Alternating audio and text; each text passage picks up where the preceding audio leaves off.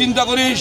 আর একটা জিনিস হচ্ছে, পাগলদের মধ্যে ঈশ্বর আছে রে। গাছটা কাটা হয়েছে, কেটে ফেলেছে, বাস্তবতা আর ফিরিয়ে আনতে পারছি না, এটা ঠিক। প্রতিবাদ হয়েছে, এটাই অনেক। আমি শুধু বলতে চাই যে এর পরবর্তীতে এই জায়গাতে যে অরাজকতা বা দুর্নীতিহীন বা এই যে আদব নেই, বড় ছোটকে মানছে না, এওকে মারছে, নারী পুরুষের ভিতরে এই যে পাগলামি করতে করতে মারছে শাহ আলীর নাম করে, এটা তোমরা বন্ধ করো। ছোটরা তোমরা ড্যান্ডি ম্যান্ডি খায় না বাপ, এখানে ওই যে বাবা টাবা খাইস কুড়া করে খাইস না বাপ, খালে যা নামায় যা, নলে যা গোষ্ঠী যে হোটেল আছে 5 তলা ভাড়া করলে আমরা টাকা দেবো, কিন্তু পাগলদের উপর অত্যাচার করিস না। আমি আবারও বলছি, আমাকে পাগল ভাইরাল করার পরে আমার একটা জিনিসই বারবার বলে হয়েছে যে পাগলদের মধ্যে ঈশ্বর আছে রে।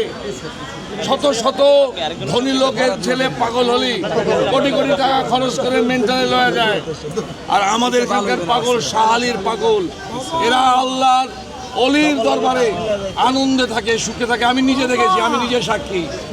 সো এইখানে পাগলদের ভালোবাসো, আর কিছু না ভাই, তা না হলে কিছুই পাবা না। আর মাজার ভাঙছো তোমরা, আমি বলি কত মাজার ভাঙলো, কত মাজার গড়লো, কি এসে যায়? সে মানুষ তো আরো উন্নত হইলো রে, পাগল ভাইরাল হইলো। এবং ওই মাজার যে আর একদিন পরে যে আর কিছুদিন পরে যে আরো মার্বেল পাথর দিয়ে হবে না, তা কিটা জানে? এইসব উল্টো পাল্টা কথা বলবি না। সরকারের কাছে বিচার চাই। সরকার না, সরকার আমরাই। আমরা এখানে একজনের উপর একজনই হবে, শুধু চোখের ইশারা দেবে, ইল্লাল্লাহ আলী বিচার করে দেবে। চিন্তা করিস। আর একটা জিনিস হচ্ছে যে আমাদের এই পাগলদেরকে আমি সুলেমান শাহর ওখানে গেছি, বিশ্বাস করো আমার কাছে মনে হয়েছে যে পাগলদের জন্য স্বর্গরাজ্য।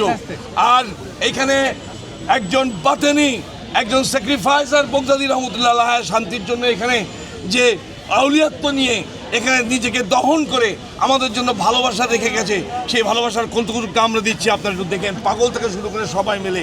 এটাই আমার একমাত্র আর্জি থাকবে আপনাদের।